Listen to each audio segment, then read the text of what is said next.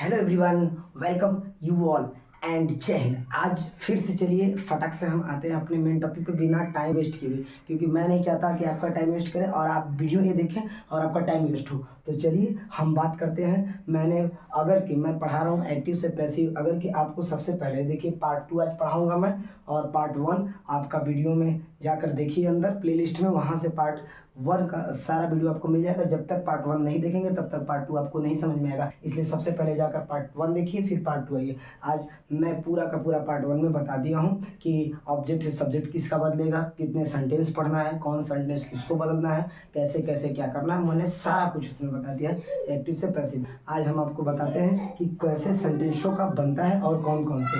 जैसे मैंने लिया पहला tense, present, present indefinite tense, present indefinite tense. मैंने लिया प्रेजेंट इंडेफिनिट टेंस। अब आपको पता है, मान लीजिए कि कोई सेंटेंस प्रेजेंट इंडेफिनिट टेंस में दिया हो, तो उसको बनाने के लिए सबसे पहले हम क्या करते हैं। तो मैं मानता हूं कि सबसे पहले प्रेजेंट इंडेफिनिट टेंस में, तो मैं क्या करूंगा कि कोई एक्टिव वॉइस लिखता हूं। जैसे Ram writes a letter, Ram writes a letter मैंने लिख दिया। अब देखिए इसको करने से पहले अब बात आती है कि ये प्रेजेंट इंडेफिनिट में है कि नहीं है। तो आप जानते हैं कि उसका रूल क्या होता है। अगर इसका स्ट्रक्चर देखा जाए कि बना कैसे, तो आप देखेंगे सबसे पहले सब्जेक्ट प्लस मुख्य क्रिया का, देखिए मुख्य क्रिया का फर्स्ट फॉर्म, उसके साथ एस या ईएस जो लगाते हैं उसी को बोलते हैं मुख्य क्रिया का पांचवा रूप। तो आप इसको मुख्य क्रिया का पांचवा रूप या फिर इसमें से मुख्य क्रिया का पहला रूप, क्यों? क्योंकि ये इसका स्ट्रक्चर है एक्टिव है, इसका एक टेंस का, अभी पैसिव का मैं नहीं बताया हूँ। ये बना कैसे ये जानिए। तो इन दोनों में से कोई एक हो सकता है। अगर कि जो आपकी सहायक है, अगर कि वो होती है एक वचन के साथ, तो वो समझ जाइए कि क्या है। अगर वर्ब हमारा एक वचन के साथ होगा तो यस या एस लगेगा पांचवा फॉर्म। अगर कि बहुवचन के साथ होगा तो उसके साथ लगेगा पहला वाला फॉर्म, और प्लस ऑब्जेक्ट। ये तो रहा आपका स्ट्रक्चर किसका, एक्टिव का। ये तो एक्टिव वॉइस का क्या रहा, स्ट्रक्चर रहा। लेकिन पैसिव वॉइस को इसको बनाना है तो सबसे पहले हम इसका स्ट्रक्चर देखते हैं। तो सबसे पहले क्या होता है, ऑब्जेक्ट। क्योंकि आप, मैं फिर से दोबारा बोल रहा हूँ कि जाकर सारा कुछ समझना है, तो आप सबसे पहले जाके पार्ट 1 देखिए फिर पार्ट 2 आइए देखिए। ठीक, सब्जेक्ट ऑब्जेक्ट हो गया, ऑब्जेक्ट के बाद एच भी होगा, फिर उसका रूल क्या बनेगा, उसका रूल देखिए बन जाएगा क्या, मुख्य क्रिया का हमेशा थर्ड फॉर्म, क्योंकि हम बोले हैं कि एक्टिव से पैसिव में मुख्य क्रिया का हमेशा थर्ड फॉर्म। फिर उसके बाद बाई लगा देंगे और फिर उसके बाद क्या हो जाएगा, सब्जेक्ट। और आप घबराइए नहीं, मैं पूरे बिना सब्जेक्ट का भी एक्टिव से पैसिव बनाकर दिखाऊंगा, और जो बाई प्रीपोजिशन लग रहा है इस बाई प्रीपोजिशन के भी बिना आपको दिखाऊंगा। एकदम शुरू से लेके जीरो से लेके हीरो तक बनाने का एक्टिव से पैसिव में, ये मेरी जिम्मेदारी है, मेरे पे छोड़िए। आप बस अच्छे से पढ़िए, फिर उसके बाद बताइए कि आपको कहाँ नहीं समझ में, कमेंट कीजिए और बताइए। मैं हर बार मैं चाहूँगा, मैं वीडियो बना रहा हूँ, मेरा यही उद्देश्य है कि हर बार मैं चाहूँ जैसा भी आप फीडबैक देंगे उसके अनुसार मैं अपने वीडियो में हमेशा सुधार करूँगा, हमेशा कोशिश करूँगा कि बेहतर दिया जाए। जहाँ भी गलतियाँ होती हैं आप मुझे एक बार जरूर कमेंट करके बताइए, ठीक है। ये हो गया आपका ऑब्जेक्ट एच भी, और मुख्य क्रिया का थर्ड फॉर्म बाई और सब्जेक्ट, इसको लगा दिया। अब इसको मेरे को बनाना है, तो सबसे पहले मेरे को क्या खोजना है, ऑब्जेक्ट। तो ऑब्जेक्ट देखिए क्या, इसमें से ए लेटर, क्योंकि जो लिखने का प्रभाव है वो किस पर पड़ा है, एक पत्र। अब ए मैं आपको बताऊंगा अलग से कि ए एन द का प्रयोग कहाँ करते हैं, कब करते हैं, क्यों करते हैं, कहाँ पे नहीं करना चाहिए, कहाँ पे करना चाहिए। क्योंकि बहुत सारे बच्चे ऐसे होते हैं जो ए एन द का प्रयोग अच्छे से नहीं जानते। द का कोई अर्थ नहीं होता, मीनिंग अर्थ नहीं निकलता, लेकिन कब क्यों कैसे करते हैं इसको मैं बताऊंगा। और ए आपका, और ए के बाद होता है क्या, ए के बाद एन, ए एन का अर्थ दोनों एक ही होता है, लेकिन कब कहाँ लगता है इसको मैं बताऊंगा अभी बाद में। अभी फिलहाल के लिए समझते हैं एक्टिव से पैसिव, क्योंकि अगर कि मैं एक्टिव पैसिव सब एक ही में बता दूं तो खिचड़ी हो जाएगा, आपको भी समझने में दिक्कत होगा, मुझे भी समझने में प्रॉब्लम होगी। ठीक, तो यहाँ पे हम लिख देते हैं ए लेटर, बन जाएगा ऑब्जेक्ट ए लेटर। अब एच भी, अब मैंने आपको बताया था, याद है, याद कीजिए, जब पार्ट 1 देखेंगे तब पता चलेगा। प्रेजेंट इंडेफिनिट को बदलेंगे किसमें, प्रेजेंट कंटिन्यूअस में, उसकी सहायक क्रिया प्रयोग करेंगे पैसिव में। तो उसकी सहायक क्रिया एक लेटर है तो इज लग जाएगा, इज हो जाएगा। इज के बाद मुख्य क्रिया ए लेटर इज, मुख्य क्रिया क्या इसमें, राइट। राइट का क्या होता है, देखिए सबसे पहले एक्टिव से पैसिव बनाने के लिए आपको कुछ ऐसे वर्डों का थर्ड फॉर्म याद करना पड़ेगा।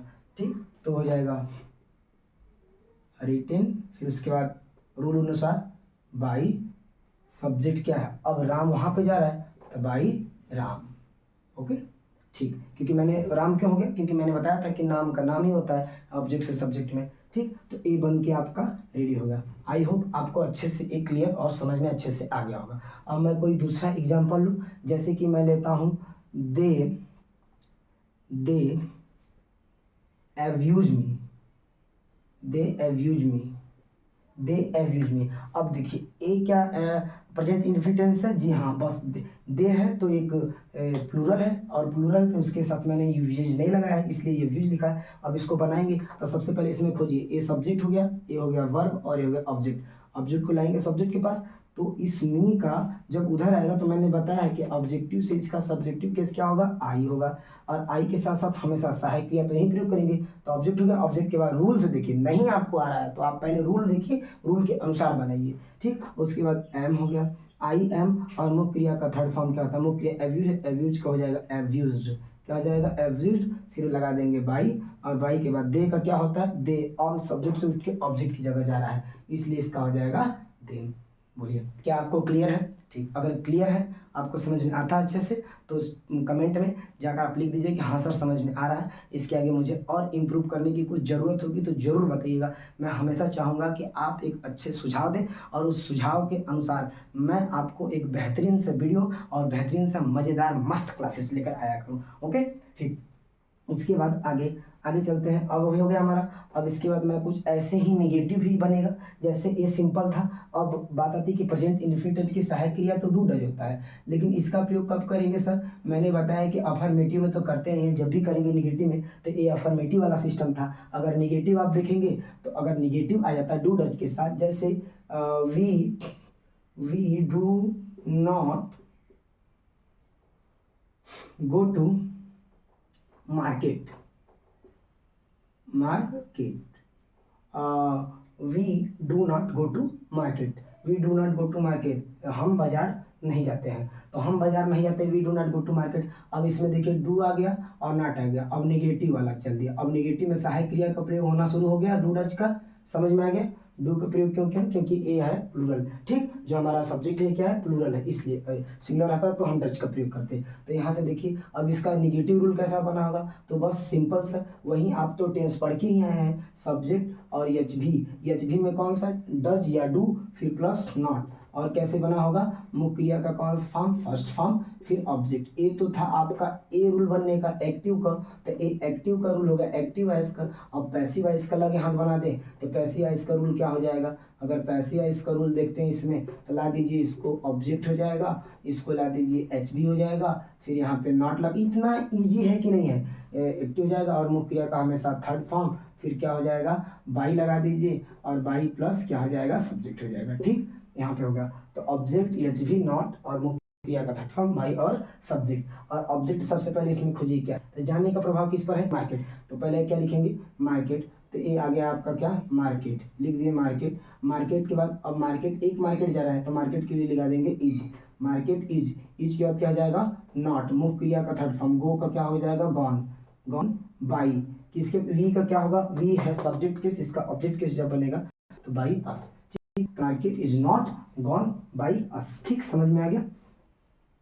ठीक, इसको नोट डाउन कर लीजिए, चाहे तो आप स्क्रीनशॉट भी रोक ले सकते हैं रोक के। ठीक, और बहुत सारे ऐसे सेंटेंस आते हैं, देखिए कितना मजा आ रहा है ना आपको बनाने में, सच बताइएगा मजा आ रहा नहीं आ रहा है, बहुत मजा आ रहा होगा, मुझे आशा है, क्योंकि आपको एकदम अब तो सर हो गया, आप ऐसे ही देखते हैं, अगर प्रेजेंट इंडेफिनिट करा तो आप ऐसे ही इजीली बना सकते हैं इसे देख के। ओके, और मैं जैसे एक आप ही, चलिए आप वीडियो रोक कर, आप वीडियो देख रहे हैं तो वीडियो पॉज कर मैं एक देता हूँ, आप आइए।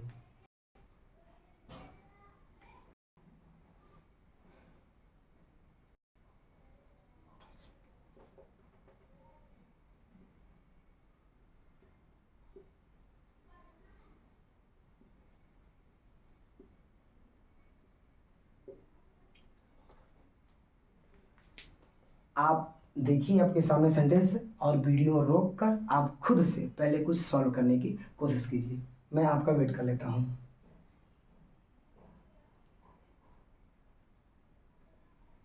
देखिए रूल यही है, इसी रूल के अनुसार आपको बनाना है।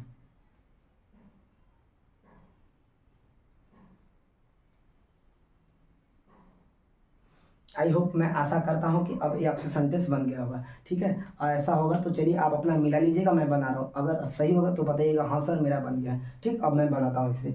देखिए रूल हमारा तो वही था, नॉट वाला है। तो क्या करेंगे, सबसे पहले इसमें देखिए जो देखिए ही फाइट, फाइट मुख्य क्रिया है और लड़ किससे रहा, मुझे। तो मुझे आपको क्या हो जाएगा यहाँ पे, ऑब्जेक्ट हो जाएगा। क्या हो जाएगा, ऑब्जेक्ट। तो ऑब्जेक्ट को सब्जेक्ट की जगह लाएंगे, तो आपको पता है कि सब्जेक्ट की जगह ला रहा है तो मी का क्या हो जाएगा, आई। उसके बाद रूल के अनुसार, रूल क्या है फिर, एच भी। तो एच भी आई के साथ एम, फिर उसके बाद क्या लगा देंगे, नॉट। और मुख्य क्या, फाइट है, फाइट कहते हैं FOUGST, फॉट होता है शायद, यही देख लीजिए एक बार, आई एम नॉट फॉट। उसके बाद क्या लगा देंगे, बाई। उसके बाद सब्जेक्ट क्या है आपका, ही का क्या बन जाएगा, हिम। बोलिए कितना इंटरेस्टेड है, मज़ेदार आया ना, मज़ा आया। ठीक, मज़ा आया तो आप देखते रहिए और बनाते रहिए, समझ आ गया। ठीक, उसके बाद और आपका नेगेटिव क्लियर हो गया। ठीक, नेगेटिव होने के बाद अब हम आते हैं आगे। ये हमने अफर्मेटिव बता दिया, ए नेगेटिव बता दिया। अब नेगेटिव बताने के बाद मैं इसे स्वाइप आउट करता हूँ। अगर आपका मन है तो आप इसे वीडियो रोक कर स्क्रीनशॉट ले लें।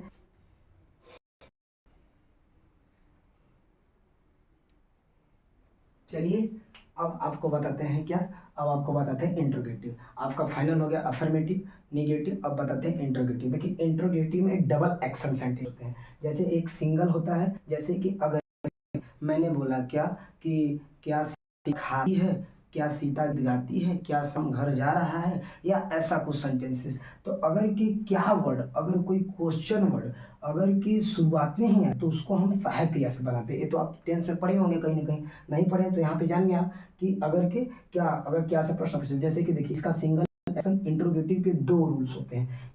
अगर कि क्या से प्रश्न पूछे, अगर कोई क्वेश्चन वर्ड, कोई क्वेश्चन वाला शब्द, प्रश्न वाला शब्द शुरुआत में आए सेंटेंस के, तो उसमें हम क्या करते हैं, उसको सिंगल एक्शन बोलते हैं। अगर वो प्रश्न सूचक शब्द बीच में आए तो डबल एक्शन बोलते हैं। ठीक, अगर नहीं समझ में आता तो वीडियो को फिर से पीछे कीजिए और पीछे करके फिर से सुनिए आराम से। आप देखिए मेरा थोड़ा आवाज़ जो वॉइस है डबिंग हो रहा होगा, क्यों, क्योंकि देखिए मैं बिना माइक के पढ़ा रहा हूँ, क्योंकि थोड़ा समझी, मैं गरीब आदमी हूँ। ठीक है, चलिए और आप समझते हैं अच्छे से। उसके बाद क्या हो जाएगा कि एच भी प्लस सब्जेक्ट प्लस एम भी का first form plus object, a rule होगा ए भी का। अब ये इसको अगर मैं पी भी में कन्वर्ट करता हूँ अपना कौन सा पैसिव है इसमें, तो हो जाएगा एच भी ऑब्जेक्ट, और उसके बाद हो जाएगा आपका मुख्य थर्ड फॉर्म बाई सब्जेक्ट। अब बनाते हैं, जैसे मैंने लिखा इज सीता, इज सीता मैंने लिखा, सॉरी ये एक मिस्टेक है, सॉरी यहाँ पे मैंने लिखा डज, क्योंकि मैं बता रहा हूँ क्या, मैं बता रहा हूँ प्रेजेंट इन्फिनिट का। तो is Sita, does Sita, sorry does Sita plug the flower, क्या सीता फूल तोड़ती है। तो अगर इसको मैं बनाऊंगा तो पहले सबसे पहले क्या ऑब्जेक्ट खोजते हैं, क्योंकि एक्टिव देखिए ए वाला एक्टिव तो ए पैसिव, तो इसमें से खोजिए। तो पहले एच भी क्या होगा, तो पहले इसमें से क्या खोजेंगे आप, ये सहायक क्रिया कब लगाएंगे, ऑब्जेक्ट के अनुसार। तो ऑब्जेक्ट आपका क्या है, फ्लावर, तो लिखेंगे क्या, इज, एक फूल तोड़ रही है, फ्लावर फूल तोड़ती है। ठीक है, फ्लावर्स तो है नहीं, फूल है। तो ठीक है, तो लिख देंगे यहाँ पे is the flower, is the flower, is the, यहाँ पे लगा इज, उसके बाद द फ्लावर मुख्य क्रिया प्लग, प्लग का क्या हो जाएगा, प्लग्ड होता है। तो प्लग्ड मुख्य क्रिया क्या हो जाएगा, प्लग्ड। फिर उसके बाद बाई, उसके बाद सीता को कहाँ ले जाइए, वहाँ पे, तो सीता सीता रहेगा। ओके, तो is the flower plucked by Sita बन गया। और देखिए ये सिंगल था, अब ये सिंगल एक्शन था तब बना सहायक क्रिया, आ गया इधर आगे।